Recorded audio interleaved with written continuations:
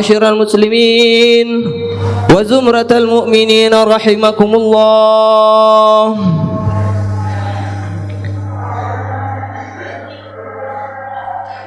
اعلموا أن وقتنا هذا وقت عظيم.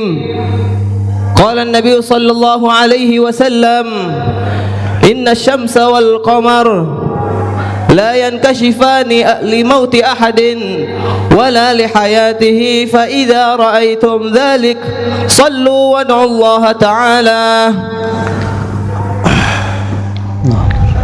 فاستمعوا وانصتوا رحمكم الله، فاستمعوا رحمكم الله لعلكم ترحمون.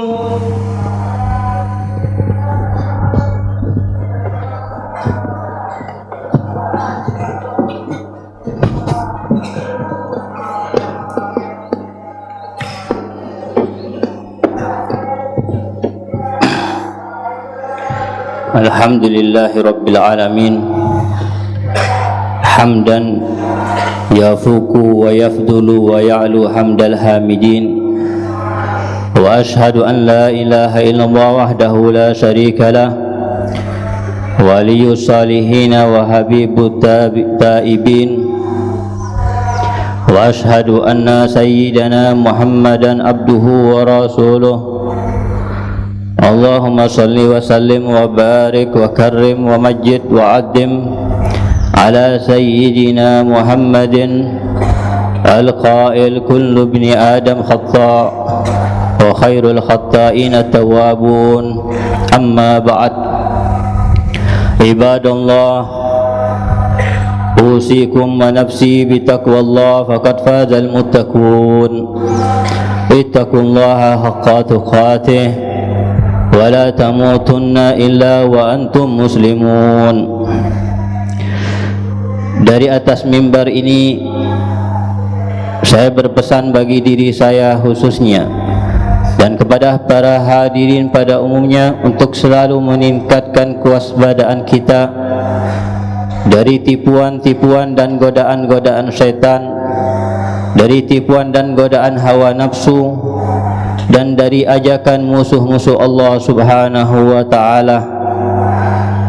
Dan saya berpesan kepada saudara-saudara kaum muslimin untuk selalu meningkatkan ketakwaan kepada Allah Subhanahu wa ta'ala, Allah yang maha agung, Allah yang maha perkasa. Ma'asyiral muslimina rahimakumullah, di antara hikmah Allah Subhanahu wa ta'ala dalam terjadinya gerhana matahari ini adalah untuk menunjukkan kepada semua hambanya bahwasanya ini merupakan sebuah tanda kebesaran Allah Subhanahu wa ta'ala, di mana cahaya Allah Subhanahu wa ta'ala tidak akan pernah pudar, tidak akan pernah hilang, tidak seperti matahari ataupun bulan yang akan berkurang cahaya daripada keduanya, menunjukkan akan kekurangan matahari dan akan kekurangan bulan yang disembah oleh sebagian orang, dan menunjukkan bahasanya semua yang ada di muka bumi ini yang mengatur dan mengendalikannya adalah Allah Subhanahu wa ta'ala, dan Allah lah yang menentukan segala hal di dalam alam ini, baik yang berkaitan dengan bumi maupun berkaitan dengan planet yang lain, baik yang ada di atas sana ataupun yang ada di dalamnya daripada penghuni langit, syaitan dan jin. Begitu juga dengan kita sebagai umat manusia, yang mana Allah Subhanahu wa ta'ala mengendalikan semuanya tanpa membutuhkan siapapun. Allah Subhanahu wa ta'ala tidak memerlukan kepada pembantu. Allah tidak membutuhkan kepada pembantu dalam mengendalikan semuanya, dan tidak membutuhkan kepada seorang menteri untuk menyampaikan dan melaksanakan kehendak-hendaknya. Allah Subhanahu wa ta'ala mampu meredupkan cahaya daripada matahari dengan gerhana matahari dan bulan dengan gerhana bulannya. Maka Allah Subhanahu wa ta'ala juga mampu untuk mempertemukan antara keduanya sehingga keduanya akan hancur berkeping-keping dan menimpa di atas bumi ini, sehingga nantinya dunia akan hancur lebur karenanya, sebagaimana hal itu akan terjadi pada hari kiamat kelak nanti. Oleh karena itu adalah sebagian kecil yang Allah tampakkan kepada kita, gunanya adalah agar kita bertaubat daripada segala dosa dan kemaksiatan, supaya kita kembali kepada Allah Subhanahu wa taala dan taat kepadanya, supaya kita kembali kepada Allah dan menjauhi segala larangannya, baik yang Allah Subhanahu wa taala langsung melarangnya dalam Al-Quran maupun melalui Nabi kita Nabi Muhammad sallallahu alaihi wasallam, dan supaya kita tidak terjerumus ke dalam dosa demi dosa yang semuanya itu akan mengundang turunnya bala dan azab dari Allah Subhanahu wa taala. Ma'asyiral muslimin yang dimuliakan oleh Allah Subhanahu wa taala, ketahuilah bahwasanya wajib untuk setiap orang untuk beriman kepada Allah Subhanahu wa taala dan kepada hari akhir, untuk menghindari sejauh-jauhnya dari segala macam dosa, baik yang besar ataupun yang kecil, yang tampak ataupun yang tidak tampak, yang ada ancamannya ataupun yang tidak ada ancamannya. Karena semua dosa yang besar ataupun yang kecil akan membuat murka Allah Subhanahu wa taala dan akan membuat kegelapan hati dan menjadi sebuah media untuk menuju kepada kekafiran. Na'udzubillahi min dzalik. Oleh karena itu Allah Subhanahu wa taala berfirman, wa tahsabunahu hayyinan wa huwa indallahi adim, yang artinya kamu anggap itu adalah sesuatu yang remeh, padahal itu di sisi Allah Subhanahu wa taala adalah sesuatu yang agung, sesuatu yang besar. Dan jika sudah kita terlanjur ke dalam dosa, maka hendaknya cepat-cepat untuk bertaubat kepada Allah Subhanahu wa taala, dan hendaknya selalu kita memperbarui taubat kita setiap saat dan setiap waktu, sehingga kita selalu ingat dan sadar serta mawas diri untuk tidak terjerumus ke dalam dosa yang sama. Dan hati-hatilah jangan sesekali kita termasuk hamba-hamba Allah yang menunda-nunda taubat daripada dosa, seakan-akan dia merasa yang namanya kematian tergantung datangnya kepada izin kita. Yang namanya kematian selalu datang dengan tiba-tiba. Yang namanya kematian tidak datang kecuali setelah terkena penyakit yang lama dan terus menerus. Pantas jika seorang Luqman Al-Hakim berkata kepada putranya, wahai putraku, janganlah engkau mengakhirkan taubat sampai esok hari, karena sesungguhnya kematian selalu dalam keadaan yang tidak terduga-duga. Sedangkan para ulama berkata bahwasanya kita bertaubat bukan taubat dengan taubat yang nasuha, maka taubat kita akan sia-sia jika tidak taubat dengan taubatan nasuha, dan tidak akan berguna dan tidak menjadi dan merupakan menjadi syarat bagi taubat yang diterima oleh Allah Subhanahu wa taala adalah taubat dengan taubatan nasuha, taubat yang sesungguhnya. Cepat-cepat meninggalkan perbuatan kemaksiatan tersebut, menghindarinya sejauh-jauhnya, dan menjadi tempat dan sebab-sebab yang menjadikannya terjerumus ke dalam perbuatan dosa-dosa tersebut. Sedangkan syarat taubatan nasuha yang kedua, hendaknya kita menyesal setelah melaksanakan perbuatan maksiatan tersebut, dan setiap kali kita mengingatnya kita akan menangis karenanya. Dan syarat yang ketiga adalah agar kita berjanji kepada diri kita sendiri, kepada kedua malaikat yang ada bersama kita, kita berjanji kepada Allah Subhanahu wa taala untuk tidak mengulanginya lagi di masa yang akan datang, sehingga dengan demikian kita mendapatkan taubatan nasuha yang diterima oleh Allah Subhanahu wa taala. Maka dari itu kita meminta kepada Allah Subhanahu wa taala untuk menerima taubat kita, dan semoga selalu terbuka pintu taubat untuk diri kita, sehingga kita termasuk orang-orang yang beruntung di dunia dan akhirat nanti. Amin ya rabbal alamin. Ma'asyiral muslimin rahimakumullah, mari kita belajar kepada anak didik Nabi Muhammad sallallahu alaihi wasallam di mana mereka lah yang memperkasai taubat-taubat yang nasuha. Mereka lah yang langsung diajarkan oleh Nabi kita Nabi Muhammad sallallahu alaihi wasallam untuk bertaubat dengan benar. Dan mereka lah yang lebih tahu dalam melaksanakan syarat-syarat taubat. Dalam melaksanakan taubatan nasuha, kita melihat dalam sejarah Nabi Muhammad sallallahu alaihi wasallam ketika beliau sedang mengepung Bani Quraidah, maka di saat itulah mereka meminta kepada Nabi sallallahu alaihi wasallam untuk melakukan perdamaian sebagaimana yang dilakukan oleh Nabi Muhammad sallallahu alaihi wasallam kepada Bani Nadir. Maka Nabi Muhammad sallallahu alaihi wasallam menolaknya kecuali mereka mau mengikuti kemauannya dan kehendaknya. Maka mereka meminta kepada Nabi Muhammad sallallahu alaihi wasallam untuk mengirim salah satu utusan dari sahabat-sahabatnya, dan mereka menunjuk sahabat Abu Lubabah supaya bermusyawarah dengannya karena mereka mempunyai sebuah sekutu, karena harta dan keluarga Abu Lubabah berada dalam benteng Bani Quraidah. Maka sesuai permintaannya, Nabi sallallahu alaihi wasallam mengirim sahabat Abu Lubabah kepada Bani Quraidah, dan tatkala datang Abu Lubabah kepada mereka, maka menangislah mereka di depannya. Maka ibadah hati sahabat Abu Lubabah kepadanya, dan berkatalah mereka kepadanya, apakah kami harus mengikuti pendapat dari Nabi Muhammad sallallahu alaihi wasallam?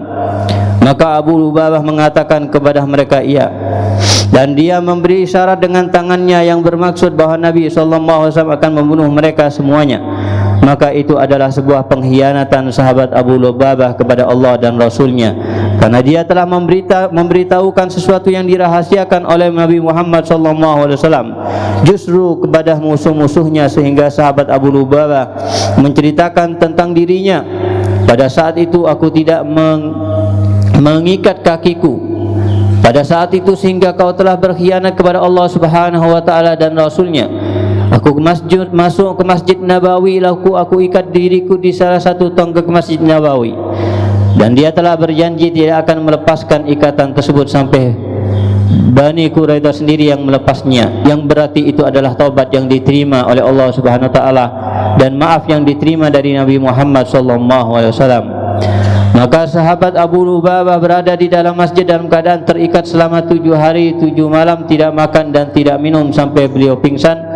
Dan kemudian datanglah taubatnya. Karena itu kemudian datang Nabi Muhammad SAW kepada sahabat Abu Lubabah yang sedang lemas dan pinsang sehingga dilepaskan sendiri oleh Nabi Muhammad SAW ikatannya, dan bercerita bahwasanya Allah Subhanahu wa taala telah menerima taubatnya. Maka pada saat itulah sahabat Abu Lubabah dengan perasaan yang gembira beliau berkata, wahai Rasulullah sallallahu alaihi wasallam, ketahuilah dari kesempurnaan taubatku, aku tidak akan berada di dalam tanah di mana dalam tanah itu aku telah bermaksiat kepada Allah Subhanahu wa taala, dan aku akan sedekahkan seluruh hartaku kepada Allah Subhanahu wa taala. Inilah adalah contoh daripada taubat yang sesungguhnya, contoh dari taubat yang diterima oleh Allah Subhanahu wa taala. Adapun jika kita hanya membaca istighfar dengan lidah kita tanpa meninggalkan perbuatan maksiat tersebut, maka itu adalah taubatnya orang yang berbohong, selalu mengucapkan astaghfirullah dengan lisan, tapi kita selalu begitu juga mengulangi lagi dosa-dosa tersebut. Oleh karena itu, marilah kita belajar daripada salah satu sahabat perempuan yang berasal dari kabilah Qamidiyah, yang dimana dia datang kepada Nabi Muhammad SAW dan berkata kepada Nabi Muhammad SAW, wahai Rasul, sucikan diriku daripada perbuatan zina, karena memang telah datang seorang sahabat laki-laki yang bernama Ma'is bin Malik datang kepada Nabi Muhammad SAW dan berkata kepadanya, wahai Rasulullah, aku telah berbuat zina, maka sucikanlah diriku daripada perbuatan zina tersebut.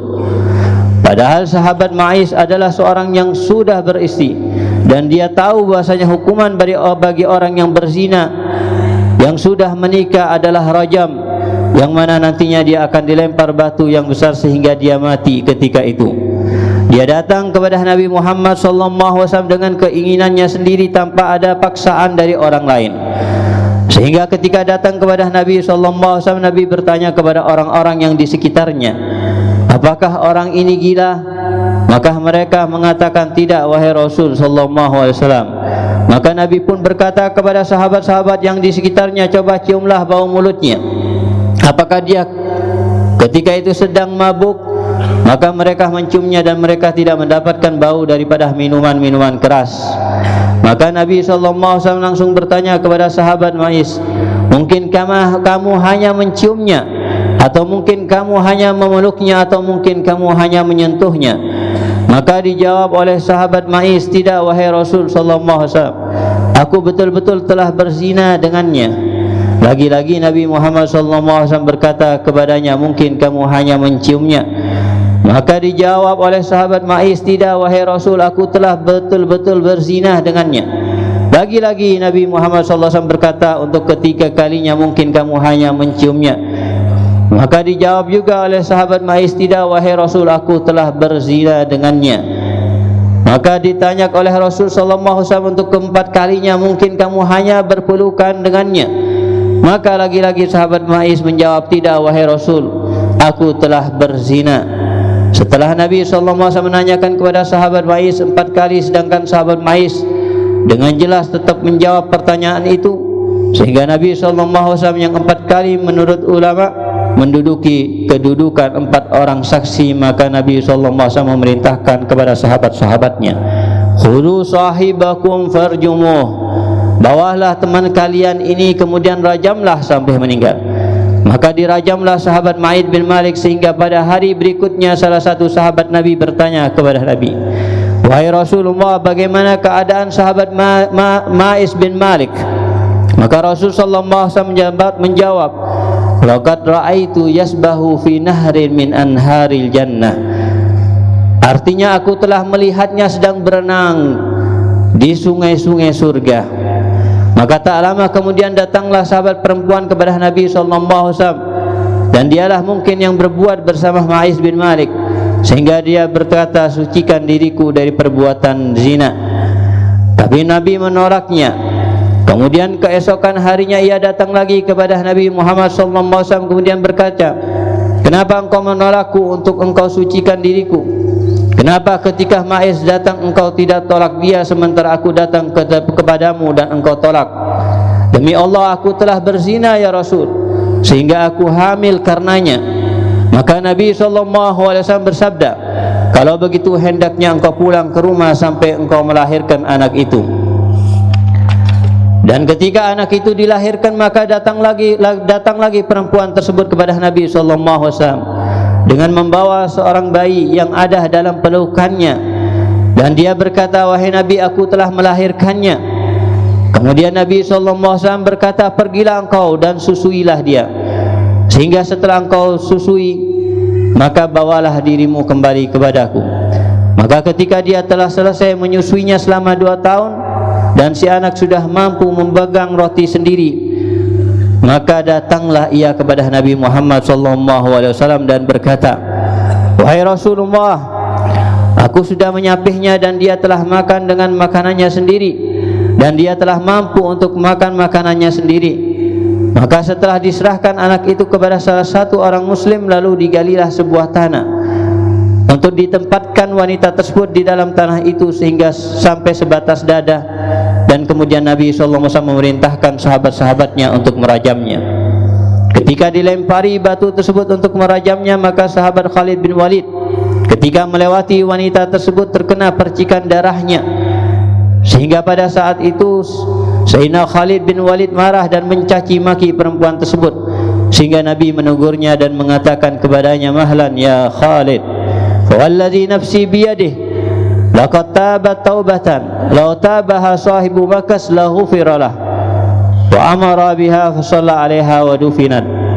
Yang artinya, sadarlah wahai Khalid, janganlah engkau caci maki dia, karena sesungguhnya dia telah bertaubat dengan taubat yang benar, yang mana taubatnya tersebut jika dibagikan kepada orang yang suka mengambil upeti kepada kaum muslimin, suka memakan pajak, maka sesungguhnya taubat tersebut akan diterima oleh Allah Subhanahu wa taala. Bahkan di dalam riwayat lain Nabi sallallahu alaihi wasallam bersabda, Andai kata taubatnya itu dibagikan kepada 70 orang warga Madinah, maka semua itu akan mencukupi mereka semuanya. Mari kita lihat bagaimana wanita tersebut taubat dengan taubat yang sebenarnya.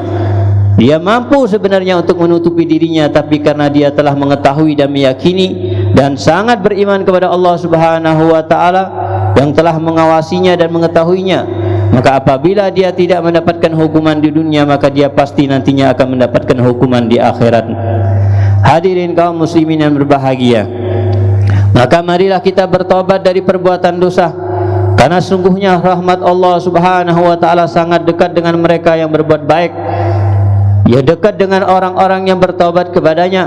Bahkan Allah Subhanahu wa taala menyukai orang-orang yang berbuat taubat daripada orang yang sedang melakukan perjalanan di gurun pasir, yang sedang mengendarai kudanya, yang mana di atas kuda tersebut terdapat makanan dan minumannya, sehingga kemudian kuda tersebut hilang dari pandangannya, hilang dari kendalinya, sehingga ia mencari-carinya ke sana kemari, ia tidak mendapatkannya. Kemudian ia kelelahan dan istirahat. Setelah itu ia bangun dari istirahatnya, tiba-tiba kuda tersebut sudah ada di depannya. Bagaimanakah kegembiraannya yang sangat tidak terkira, yang sangat tidak terduga, yang sangat gembira dan bahagianya di saat di tempat yang sangat panas dan membutuhkan makanan dan minuman yang dicarinya tadi sudah tidak ada lagi di dalam pandangannya. Ketika dia bangun, tiba-tiba sudah ada dalam pandangannya, sehingga pada saat itulah dia berterima kasih kepada Allah Subhanahu wa taala dengan berkata, anta abdi wa ana rabbuk. Dari saking senangnya dan gembiranya sampai dia salah mengucapkan. Dia mengucapkan anta abdi wa ana rabbuk, ya Allah, engkau adalah hambaku dan aku adalah Tuhanmu. Kemudian Nabi SAW menjelaskan bahwasanya senangnya Allah kepada taubat hambanya lebih besar daripada senangnya orang yang mendapatkan bekal dan kendaraannya serta kehilangan sekian lama, kemudian dia setelahnya mencari-carinya. Sebagaimana Allah Subhanahu wa taala berfirman dalam ayatnya, innallaha ta'ala yuhibbut tawabin wa yuhibbul mutatahhirin, yang artinya sungguhnya Allah Subhanahu wa taala menyukai orang-orang yang bertobat dan Allah Subhanahu wa taala menyukai orang-orang yang mensucikan dirinya. Dalam hadis qudsinya Allah Subhanahu wa taala berfirman, ya ibna Adam, innallaha ta'ala khalaqaka fi sawakin wa ala mawa'id karamika wa khuliqta ila dunya la laka sinnun taqta wa la laka yadun tabtis fa ajra fi sadri ummika irkhain yanzilani laka labanan dafi'an fi shita baridan wa alqa mahabbataka fi qalbi walidaik fala yashbi'an hatta tasba wa la yanaman hatta tanam falamma balagta ashuddaka ya ibn Adam tubarizuni bima'asi tukhalifu amri wa ma'a dhalika idza raja'ta ila wajdatani qariban mujiban ya ibn Adam ata'tana fakharabnak wa asaitana fa'amhalnak wa la raja'ta ba'da dhalika qabilnak, yang artinya wahai Bani Adam, sungguhnya Allah Subhanahu wa taala telah menciptakan kamu dengan sebaik-baiknya, kemudian membesarkan kamu dengan sebaik-baiknya, kemudian kamu keluar ke alam dunia ini pada saat engkau bayi dulu dalam keadaan kamu tidak mempunyai gigi untuk menggigit dan tidak mempunyai tangan yang kuat untuk menggapai. Maka kemudian di saat itu Allah Subhanahu wa taala mengeluarkan dua urat yang keluar daripada ibumu, yang mengeluarkan susu yang sangat segar, yang sangat hangat dan sangat dingin di musim panas, sangat hangat di musim dingin. Kemudian Allah Subhanahu wa taala meletakkan rasa cinta kepadamu di hati kedua orang tuamu, maka keduanya tidak akan merasa kenyang sebelum engkau kenyang, dan keduanya tidak akan tidur terlebih dahulu sebelum engkau tidur. Dan ketika engkau telah menjadi besar dan dengan kenikmatan yang aku berikan kepadamu, kemudian kamu menantangku dengan kemaksiatanmu dan melaksanakan semua laranganku, dan ketika engkau datang kepadaku untuk bertobat, maka engkau akan mendapati aku sebagai zat yang sangat dekat, zat yang menerima segala macam taubatmu. Wahai Bani Adam, engkau telah taat kepadaku, maka aku akan dekatkan engkau denganku, dan tatkala engkau bermaksiat kepadaku, maka aku akan menerima taubatmu dengan lapang dada dan terbuka. Akhirnya marilah kita minta ampun kepada Allah Subhanahu wa taala. Semoga kita selalu dijaga dari segala macam dosa, dan jika kami telah terjerumus ke dalam dosa, ya Allah gampangkanlah kami untuk cepat-cepat bertaubat ya Allah. Ya Allah, terimalah taubat kami. Jika bukan Engkau yang menerima taubat, maka siapa lagi ya Allah yang akan menerima taubat kami? Ya Allah, bukankah Engkau yang mengatakan bahwasanya apabila kami bermaksiat dan segera bertaubat kepadamu, maka Engkau akan menerima taubat kami. Ya Allah, hapuskanlah dosa kami dan terimalah taubat kami. Jagalah diri kami, anak kami, keluarga kami dari segala macam dosa yang menjauhkan kami dari rahmat-Mu, menjauhkan kami daripada maghfirah-Mu, menjauhkan kami daripada taubat-Mu ya Allah. Ya Allah, berikan kami kemuliaan untuk bersanding dengan makhluk yang paling mulia, Nabi Muhammad sallallahu alaihi wasallam. Rabbana atina fid dunya hasanah wa fil akhirati hasanah wa qina adzabannar. Inna ahsanal kalam kalamullah malikil alam. Wallahu subhanahu wa ta'ala yaqul wa biqaulihi yahtadil muhtadun. Wa idza quri'al Qur'an fastami'u lahu ansitu la'allakum turhamun. A'udzu billahi samil alim minasyaitonir rajim. Bismillahirrahmanirrahim. Wal 'asri innal insana lafi khusr illa alladziina aamanu wa 'amilus solihati wa tawashaw bil haqqi wa tawashaw bis sabr.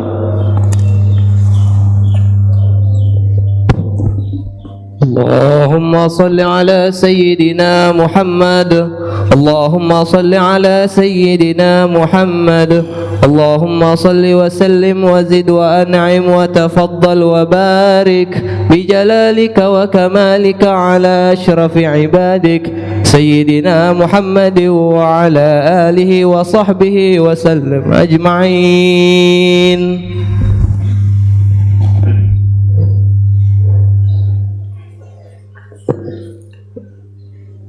Alhamdulillah hamdan kama amar, wa ashhadu an la ilaha illallah wahdahu la syarika la irhaman liman jahada bihi wa kafar, wa ashhadu anna sayyidina Muhammadan abduhu wa rasuluhu sayyidul khalaiqi wal bashar.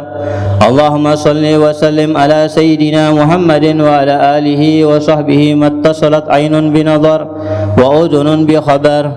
Amma ba'd, faya ma'asyiral muslimin, ittaqullaha ta'ala wa zarul fawahish ma zahara minha wa ma batan, wa hafidu ala ta'ati huduril jum'ati wal jama'ah, wa alamu anna Allah ta'ala amarakum bi amrin bada'a fihi bi nafsihi wa sanna bi malaikati qudsih, faqala ta'ala wa lam yazal qailan alima, inna Allaha wa malaikatahu yusalluna 'alan nabi ya ayyuhalladzina amanu sallu 'alaihi wa sallimu taslima. Allahumma salli wa sallim ala sayyidina Muhammadin wa ala alihi wa sahbihi ajma'in. Allahumma rida 'anil khulafa'ir rasyidin alladzina qadaw bil haqqi wa kanu bihi ya'dilun, sadatina Abi Bakar wa Umar wa Utsman wa Ali wa an sa'iri ashabi nabiyyika ajma'in wa anit tabi'in wa man tabi'ahum bi ihsanin ila yaumiddin.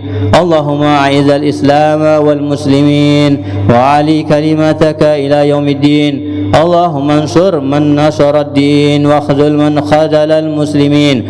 Allahumma ahlikil yahuda wan nasara wal kafarata wal musyrikin. Allahumma aminna fi durina wa aslih ulata umurina waj'al Allahumma wilayatana fi man khafaka wa takhak. Allahumma adfa' 'anna al-ghala wal waba wal riba wal zina wal zalazil wal mihan wa su'al fitani ma dhahara minha wa ma batan an baladina hadha khassah wa an sa'iri biladil muslimina amah ya rabbal alamin. Allahumma ighfir lil muslimina wal muslimat wal mu'minina wal mu'minat al ahya'i minhum wal amwat birahmatika ya arhamar rahimin.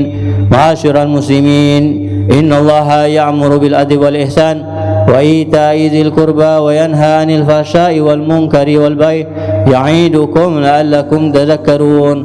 Fadhkurullahal 'azim yadhkurkum washkuruhu 'ala ni'amihi yazidkum was'aluhu min fadlihi yu'tikum wa la dzikrullahi 'azza wa jalla akbar.